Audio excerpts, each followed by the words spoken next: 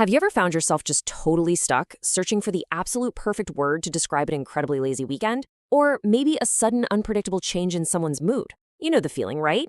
The concept is sitting right there on the tip of your tongue, but you end up using this clunky 5-word sentence instead of that one razor-sharp term. Well, don't worry, we have all been there. Welcome to This Explainer. Okay, today we are taking a seriously fun linguistic journey. Our goal here is to transform what might normally look like a dry list of vocabulary terms into a dynamic, highly applicable toolkit that you can actually start using today. We're going to sharpen how you speak, write, and think by exploring some very specific words, structural patterns, and even a few super colorful idioms drawn directly from our source material. Okay, let's dive into this. Here is our roadmap for today. 1. Advanced vocabulary arsenal. 2. Precise one-word substitutes. 3. Mastering phrasal verbs. And 4. Colorful idioms and phrases. Section 1. Advanced vocabulary arsenal. High-impact words. We're going to build our foundation right here with 10 high-impact vocabulary words at a really punchy, rapid-fire pace. But hey, before I just hand you a list, let's do a little micro-mystery to get our brains engaged. Imagine a person who just blows through their entire paycheck, buying flashy things they definitely do not need, without a single second thought for tomorrow. What is the precise word for someone who spends money so recklessly? The word is prodigal. So instead of saying, oh, he spends way too much money without thinking, you just say, he is prodigal. It's such an elegant word, and it immediately paints this vivid picture of reckless extravagance. Building on that, let's look at a group of words that define extreme emotions and states of being. Notice the sheer contrast here. We have anguish, which denotes severe mental or physical pain, sitting right next to ecstasy, which is that overwhelming feeling of pure joy. And then we have behavioral states. Bashful, meaning shy or easily embarrassed, contrasted with mercurial, which describes someone whose mood or behavior changes incredibly suddenly and unpredictably. These words are just so vivid. And this really illustrates how beautifully specific English can be when describing actions and outcomes. Look at carouse. It doesn't just mean to drink. It means to enjoy yourself noisily, usually with drinking. Or scurrilous, which doesn't just mean mean-spirited. It means abusive, insulting, or false in a specifically damaging way. Ouch, right? We also have abrogate for officially canceling a law, dearth for a severe scarcity or lack of something, and galvanized, which means being inspired or motivated into direct action. Every single one of these words packs a massive punch. Section 2. Precise one-word substitutes. The power of patterns. Now, you might be wondering, how do I actually remember all these? Well, a great trick for retaining complex vocabulary isn't just rote memorization. It's recognizing patterns.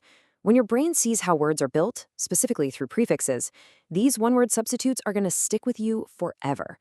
Take a look at these two words. Ambidextrous and ambiguous. They both share the prefix ambi, which relates to both or more than one. But look at how they apply it so differently. Ambidextrous describes a physical trait, like a highly skilled surgeon who is perfectly able to use both hands equally well. Ambiguous, on the flip side, describes a conceptual trait, like instructions that are open to more than one interpretation and are just totally unclear. Same exact root, entirely different applications. Now, what's really interesting when we map these concepts out together from our source material is seeing the incredible range. Take amateur. This is a brilliant one-word substitute for a person who does something purely for interest, not as a paid profession. And hey, even an amateur can show remarkable skill. Then, moving to a completely different context, we have amnesia, the medical condition involving a total or partial loss of memory. Visualizing these distinct definitions and examples side by side really helps anchor them firmly in your mind. Section 3. Mastering phrasal verbs. The give root. Okay, we're going to slow the pace down just a smidge here to unpack something that literally always trips people up. Phrasal verbs that share the exact same root word. The subtle nuances here are absolutely fascinating.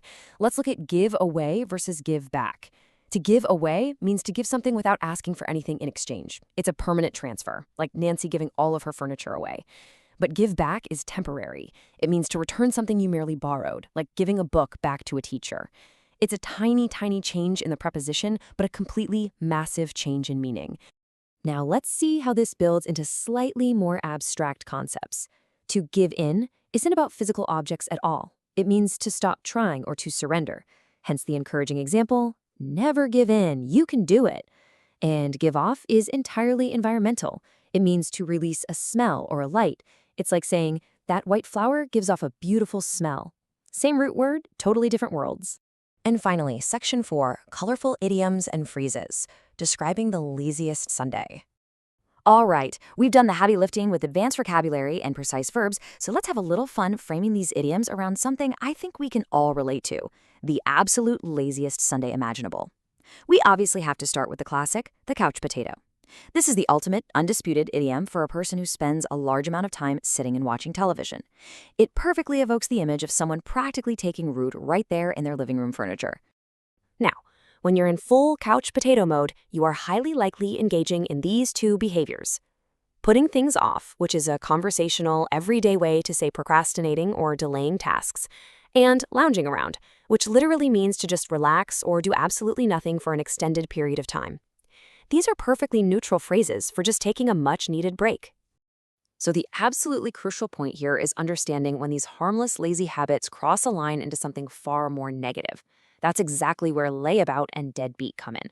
A layabout is someone who actively avoids work and is habitually idle. But a deadbeat? That carries the heaviest connotation. This is a person who is entirely lazy and outright avoids their actual responsibilities. You might joke around about being a couch potato on a Sunday, but you definitely never want to be called a deadbeat. Looking at this whole collection of idioms and phrases together really cements this colorful toolkit in your brain. From harmlessly putting things off all the way to the severe avoidance of a deadbeat, English gives us this incredible, sweeping range to describe human behavior. Seriously, take a mental snapshot of these terms. These are the exact phrases that make everyday conversation feel rich, native, and incredibly expressive. And wow, that brings us to the end of our linguistic upgrade. We have covered a ton of ground today, from the prodigal spenders to the ambidextrous surgeons all the way down to the couch potatoes. So I'm going to leave you with a quick question, using the exact vocabulary we just mastered together. Are you going to be a couch potato today, just lounging around and putting things off? Or are you completely galvanized into action, ready to use these precise, high-impact words in your very next conversation? The choice is entirely yours. Keep learning, keep upgrading that vocabulary, and I will see you next time.